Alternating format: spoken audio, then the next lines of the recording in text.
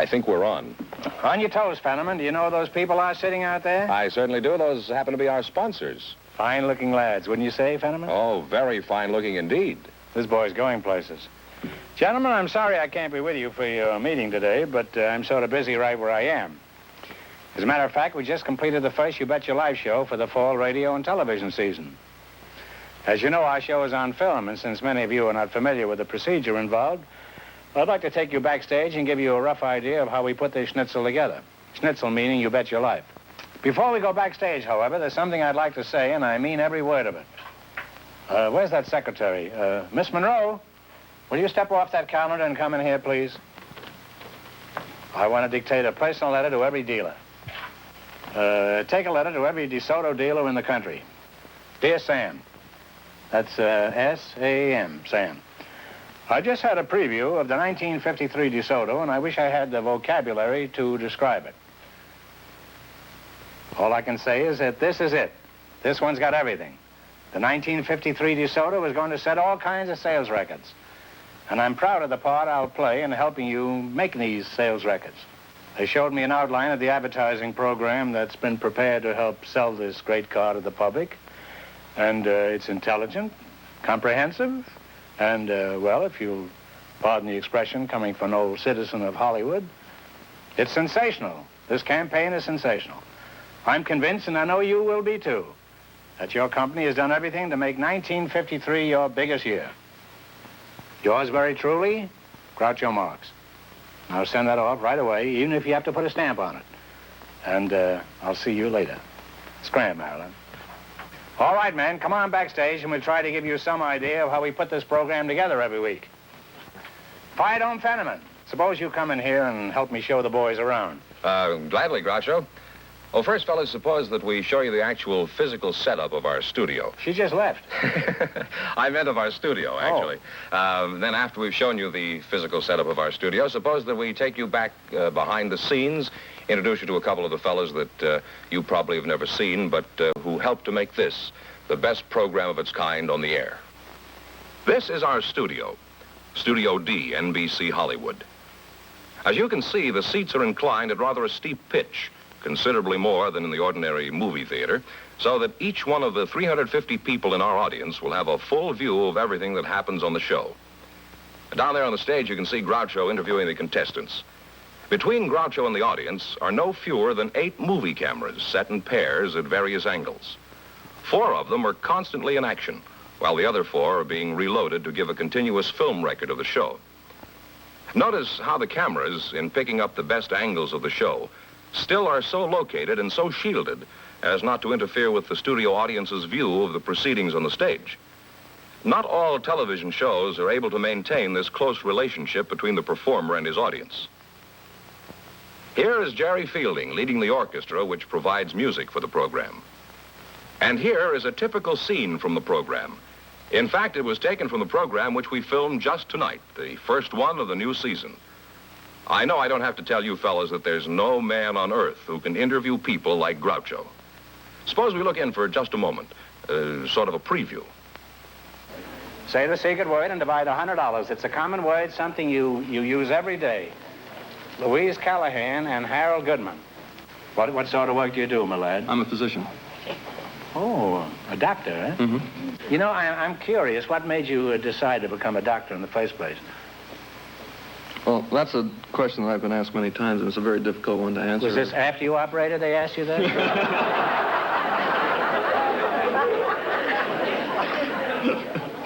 Well, how do you answer that query? The answer of necessity has to be very nebulous and vague, and I just can't give you a specific... Well, we don't object to a nebulous answer. You don't? Oh, no. Well, it offers a great... You'd be surprised deal. How nebulous we can get on this show. I've seen you before, and yes. I'm sure that...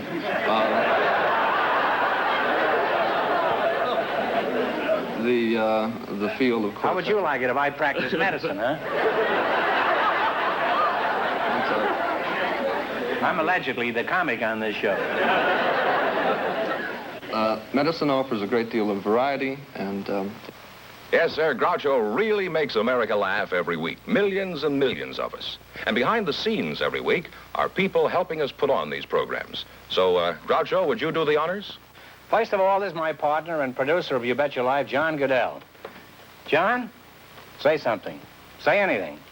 I'd be glad to, Groucho. I have something very definitely to say to the dealers. It's about who looks and who listens to this show, mainly the quantity of our listeners. There's a rating service there must be a dozen different rating services that tell you how many people are looking and listening to your radio and television show.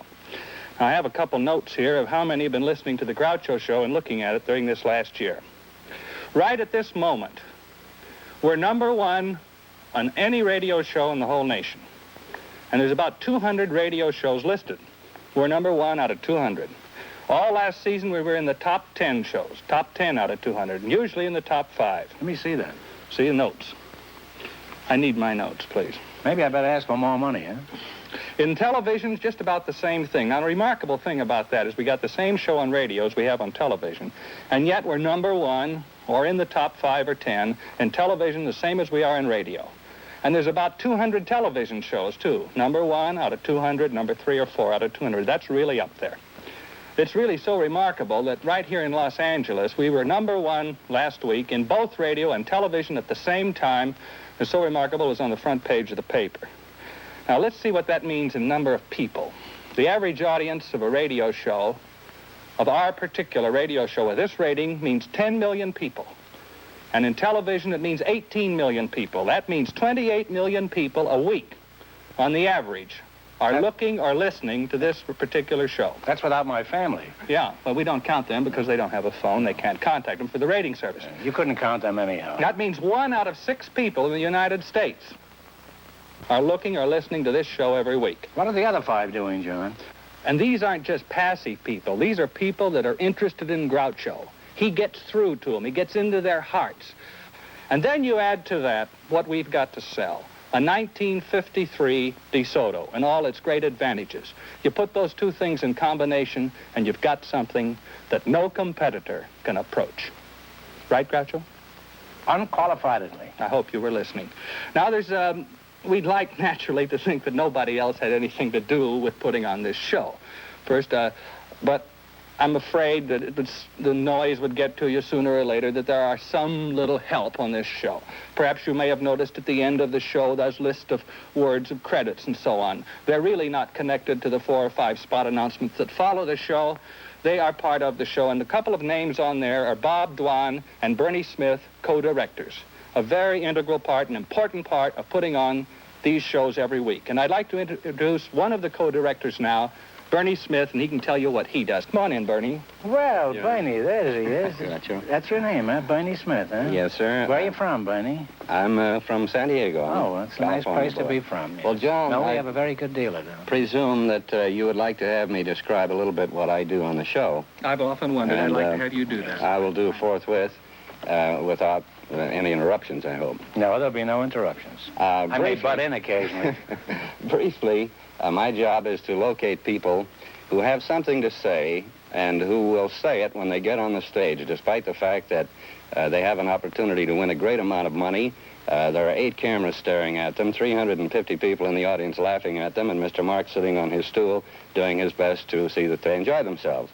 So we have 3 sources for our contestants. And here's a point, too, that I want to make that may be of interest to you. We've had 1,200 people standing where I'm standing now and facing Mr. Marks in the last 6 years. And of those 1,200 people, we have duplicated occupations and personalities only 10 times. And the rest of them have all been different personalities with different things to say, which I think is quite remarkable. Yes, and shows how many rackets there are in America. We have 3 sources for our contestants. The most important is the studio audience, of course. Now, because of the vast amount of money that we disperse so willingly, we attract the type of people that we're looking for. We can usually bank on finding several housewives in the audience who have something to say, and maybe they met their wife their husband while swimming the channel or something like that. Before the show starts, George Fenneman goes out on stage and asks for people in the audience to volunteer, people who have something to say and who have odd occupations. Groucho never sees them, has nothing to do with them until they eventually wind up here opposite him on the stool. That's true. And once the show is over, they have nothing to do with me. George sends them to the back of the house, and I have a crew that goes back with me, and we listen to the people, and we look them over for appearance and for their glibness and imagination. And Get generally, an occasional phone number? Well, what they have to say, and I have a little book. Briefly, that's what I do. I consider it quite important, and it's been a wonderful experience working with Mr. Marks. I have only one goal in life. The next time the jackpot gets to $6,000, I'm going to be a contestant. And so that takes care of me. And I'm going to be your partner, Bernie. That's right. Well, that takes care of me. I'd like to introduce the man who directs the performance and who has a great deal to do with putting the show together afterward, the one, the only, Bob Dwan. Where is he? Oh, here he is. There's Laughing Bob. Yes. There they are, Bob and Ray. Thank you, Mr. Smith. I'd like... My name isn't Smith. I want to explain a little bit about Don't you know who I am yet? Yes, I do. After 6 years, I am well acquainted. Who am I? The one, the only Groucho. That's right. What's my line? I would like to explain a little about how we, why and how we edit the show. I think you should. I think you owe it to these people, yeah. Well, it may be a little surprising to realize that the technique that we've developed on this show really sprang from one that was started by the Army with the idea of eliminating commercials from radio shows. This technique of taking commercials out so they could be sent overseas, we picked up and developed into a very successful commercial operation, but specifically for you, Groucho, and the type of show we wanted to put on. It had two things in mind. It allowed us to bring up real people, not actors. We always had a theory that to bring up a real plumber, and if you make a few insulting remarks about plumbers, it's twice as funny to have a real plumber there than an actor playing the part of a plumber. Yes. Especially if there's a leak someplace around. Yeah. So this allows us to bring untrained people up there, let them say whatever they want, and also allows you to say the first thing that comes into your mind. Actually, it isn't, I think, the first thing that comes into your mind. I'd say it's about the third. Yeah, I think from staying alongside of you for about 6 years that what actually happens is somebody says something and then you think of three things and usually reject all three of those and say something else which probably even you didn't know you were going to say in the first place. That's true. We edit the show for a lot of reasons, mainly to take it down to its proper length, but also to choose the proper angles to show you and depict the... because we have a camera photographing you constantly, we can get all of the 17 varieties of Lear that I have come to That's know. right. They don't call me King Lear for nothing. There's about 14 different ways that you hold the cigar that all have little subtle variations of meaning. And we are always able to throw this in at the proper place. And also lines that belong on you that you'd never anticipate that you were going to say. For instance, in the show I just finished cutting, you threw in a line about Fire Dome Fenneman in a place that no one would ever expect that it would come. And because we had the camera on you, we were able to give a close-up of you saying those very important words. Yes. We also edit the show sometimes because we like to ask as many leading questions of people as possible. They might say something funny, you can't tell. Sometimes they don't. That part we delete. And occasionally, very occasionally, somebody says something... That is slightly obscene. Just slightly. As a matter of fact, you saw earlier in this film one of our contestants, a young doctor. Well, some of what the young doctor said will not appear on that show. And maybe if we showed the film right now, it'll give you an idea of the kind of thing we occasionally leave on the cutting room floor. Could you give us a sample, excitement? Well, most of the things that happen would be unethical for me to relate here. But a very funny thing did happen while I was a second-year medical student, which I... Your can relate. ethics are too high. That's another word we don't usually mention here, ethics. There's hardly any words you can mention here. 40 million people are watching this show, Groucho. I have to watch myself. I see. Well, don't be too optimistic. Well, tell us what happens. Well, in my second year of medical school, we were seeing our patients for the very first time in the course in physical diagnosis. And I was assigned a patient, went over her fairly thoroughly, put my stethoscope to her chest and couldn't hear a heartbeat, and frantically moved from point to point, still didn't hear anything, and I was...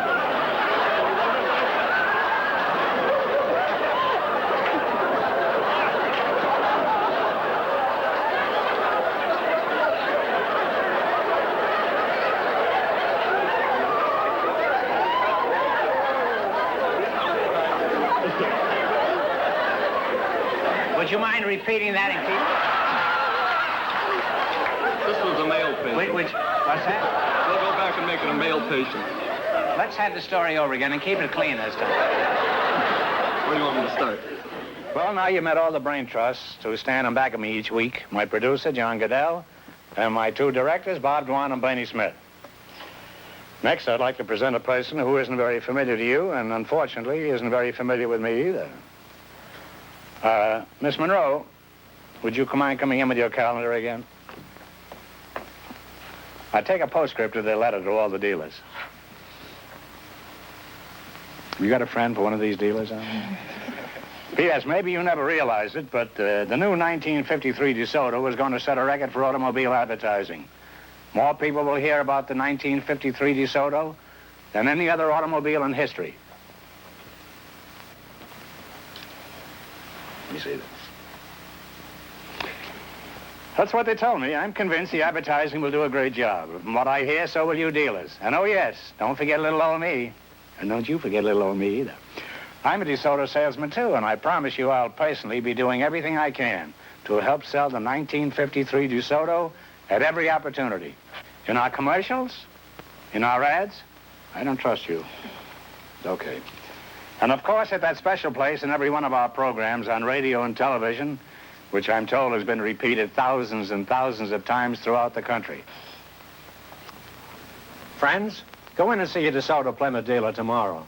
And when you do, tell them Groucho sent you.